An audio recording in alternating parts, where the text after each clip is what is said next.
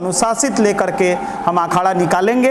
एक एक गली मोहल्ले में बैठक करके नौजवानों को प्रेरित करेंगे कि जितने भी लाइसेंसधारी हैं सभी युवाओं को उस मोहल्ले से बुलाकर 2-2-3 युवाओं को भजटी सिखाएंगे लोग, ताकि वो जब अपने मोहल्ला में जाए तो उन लोग को सिखाए।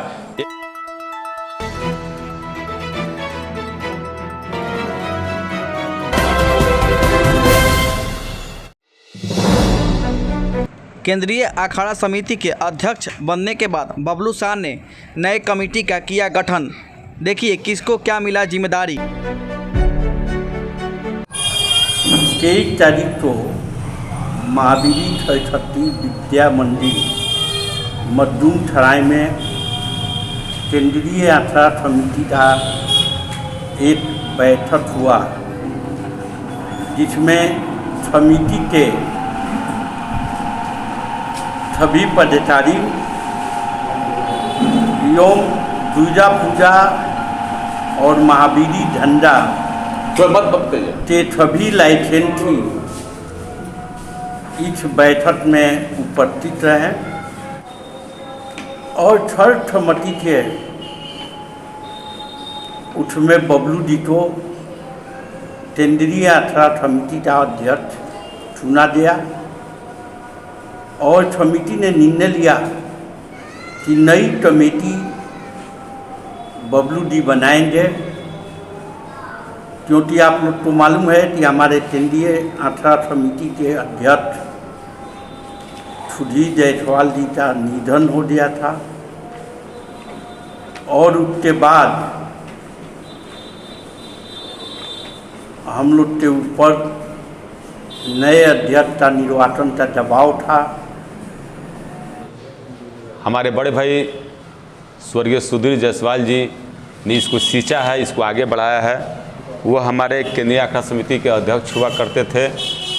उन्होंने कदम से कदम मिलाकर सारे लाइसेंसधारियों के साथ कदम से कदम मिलाकर, अखाड़ा समिति के लोगों के साथ कदम से कदम मिलाकर और एक प्रशासन के साथ मिलकर एक समन्वय बैठाकर शांतिपूर्ण माहौल में अखाड़ा का संचालन करते आ रहे हैं। उनके नहीं होने के बाद सर्वसम्मति से हमारे गार्जियन तुल्य अभिभावक शंकर प्रसाद जी, हमारे पूर्व के केंद्रीय अखाड़ा समिति के अध्यक्ष श्री राम अवतार जी, हमारे बड़े भाई और भाजपा के जिला अध्यक्ष, और इसके पहले जब जिला अध्यक्ष नहीं थे तो हमेशा केंद्रीय अखाड़ा समिति में और शांति समिति में रहकर अखाड़ा को सुचारू रूप से बढ़ाने का काम किए हमारे बड़े भाई संजय पांडे जी।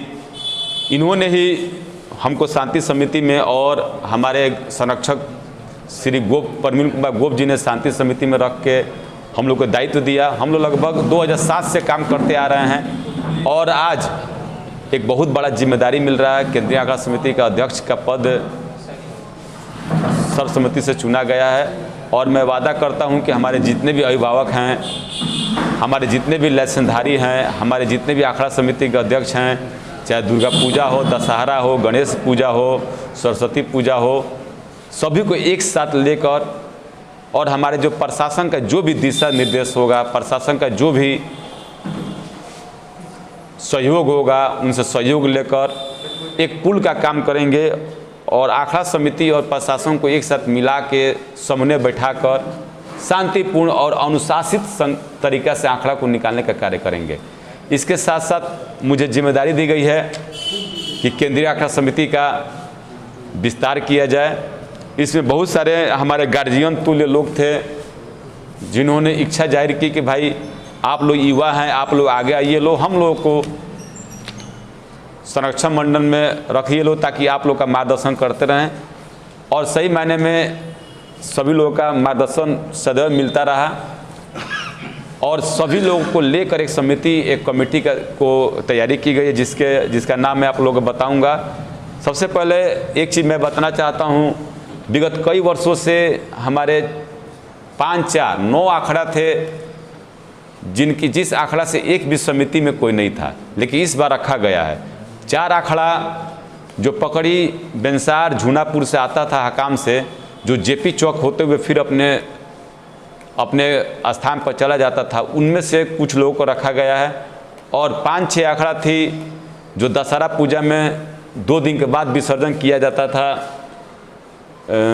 पोखरा पे, पंचमंजिला पोखरा पे, उसमें से भी कमेटी में लोगों को जोड़ा गया ताकि सबका सहयोग रहे और सभी वर्ग के लोगों को लेकर चला गया ताकि कोई किसी का प्रतिनिधित्व नहीं छूटे, क्योंकि ये पूजा है हिंदुत्व का एक शक्ति का प्रदर्शन है। रामनवमी हो, दशहरा हो, दुर्गा पूजा हो, सबका सहभागी रहता है, सबको हम लोग लेकर चल रहे हैं लोग। इसमें हमारे संरक्षण मंडल में हमारे पूर्व के अध्यक्ष, केंद्रीय आखड़ा समिति के अध्यक्ष श्री राम अवतार जी, श्री शंकर प्रसाद जी, हमारे धुरौंदा के विधायक श्री करणजीत सिंह उर्फ ब्यास सिंह जी, क्योंकि ये पहले 2 बार नगर परिषद के उप सभापति हुआ करते थे और ये सदैव अखाड़ा में थे और मार्गदर्शन उनका मिलता रहा।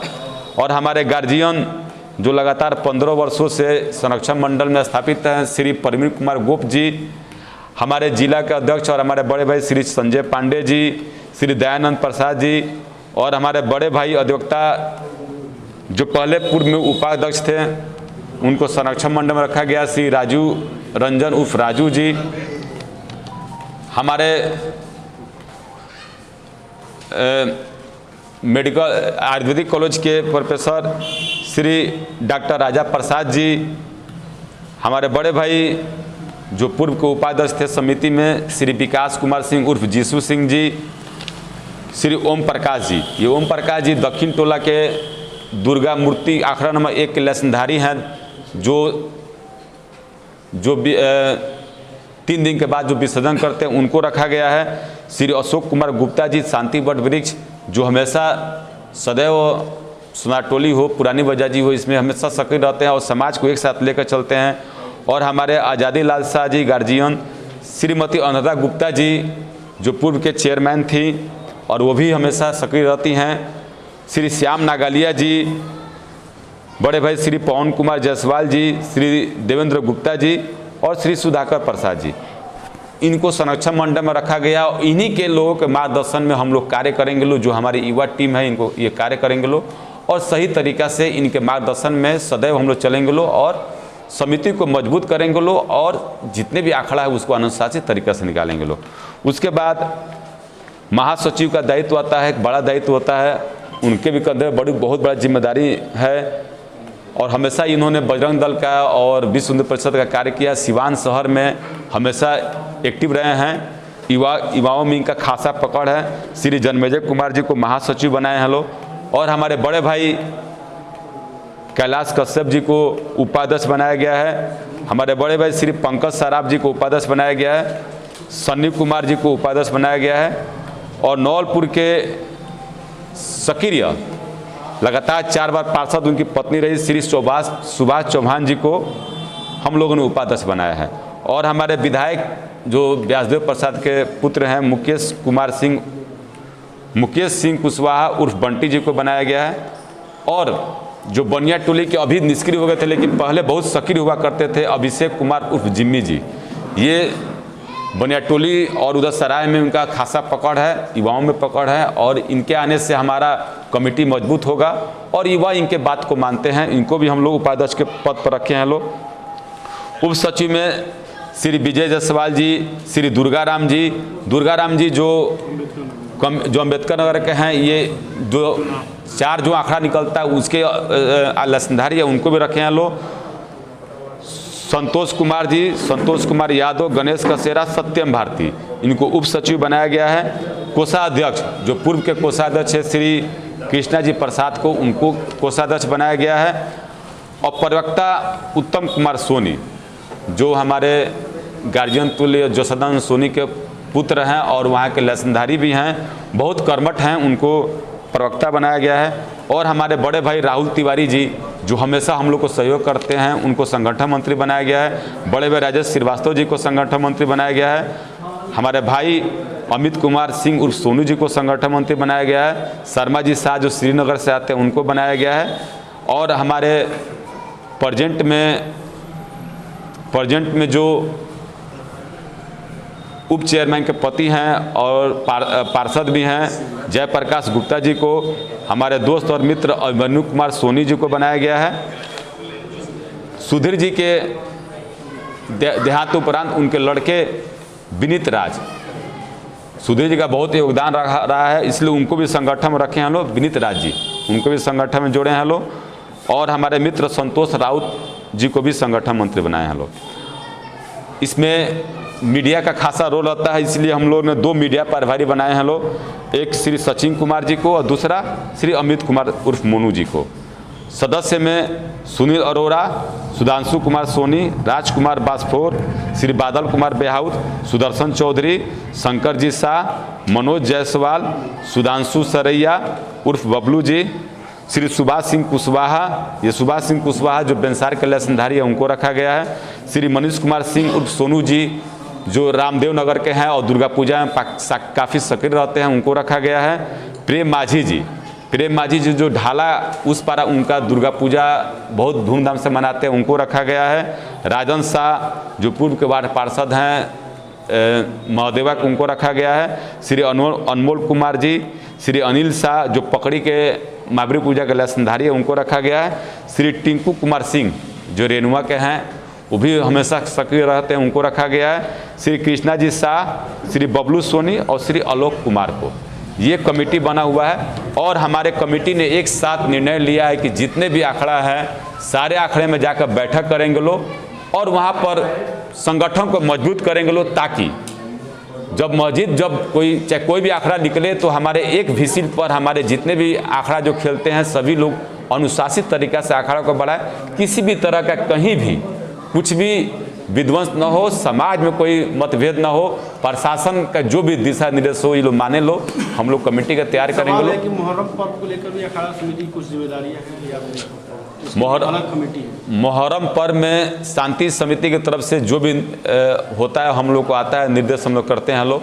और अभी शाम को SDO साहब से बात हुआ है, जो भी उनको निर्देश रहेगा जहाँ भी बोलेंगे अपने सदस्यों को लगाया जाएगा और मुहर्रम पर्व को शांतिपूर्ण तरीका से मनाया जाएगा। अनुशासन एक बड़ी समस्या है अखाड़ेदार में, जब अखाड़ा निकलता है तो उसको लेके इस कमेटी का क्या?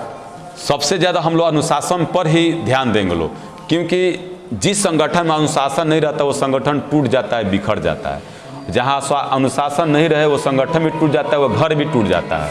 तो हम लोग संगठन में अनुशासन रखेंगे लोग, और इसके साथ साथ अनुशासन को पूरे लाइसेंसधारी के माध्यम से अखाड़ा में उतारेंगे लोग, ताकि आज से 20 साल पहले जो अखाड़ा निकलता था पूरी तरह से गार्जियनशिप और गार्जियन के माध्यम से निकलता था और बहुत ही अच्छा तरीका से अखाड़ा निकलता था, क्योंकि उस समय संगठन अनुशासित था।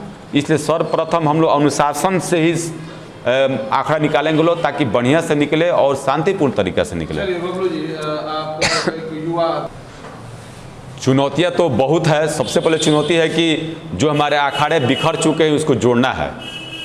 जो युवा जो अपना कर्तव्य दिखाते थे पहले, आज से 20 साल पहले, वो कर्तव्य खत्म हो गया है, क्योंकि माँ दुर्गा और बजरंगबली का जो प्रतिमा होता है शक्ति प्रदर्शन का प्रतिमा होता है और अखाड़ा एक शक्ति का रूप होता है। शक्ति अनुशासन तरीका से दिखाना है और युवाओं में एक अच्छा अनुशासन तरीका से अपना लाठी का कर्तव्य दिखा लो, ताकि किसी को चोट ना लगे और जो मेला को जो देखे लो उसका आनंद ले लो और बढ़िया लगे। डीजे को लेकर के सर बहुत बार प्रशासन और अखाड़ा के बीच विवाद रहता है, प्रशासन मना करती है कि डीजे नहीं बचे। आपके चैनल के माध्यम से आप सभी बंधुओं से, पत्रकार बंधुओं से मैं ये बताना चाहता हूँ कि कभी भी हम लोग डीजे नहीं निकालते हैं। लोग पूर्णतः डीजे बंद है, आज से नहीं 10 वर्षों से बंद है, डीजे बंद है। और ऐसा अश्लील गाना भी हम लोग संगठन के माध्यम से चाहे किसी भी अखाड़ा में नहीं बजता है। साउंड सिस्टम निकलता है, साउंड सिस्टम में 4-5 चोंगा रहता है और 1-2 बॉक्स रहता है, क्योंकि मान लीजिए जहाँ 1000 की संख्या हो वहाँ पर आप मुंह से बोलेंगे तो कुछ सुनाई नहीं देगा, तो कम से कम साउंड लगाना पड़ेगा।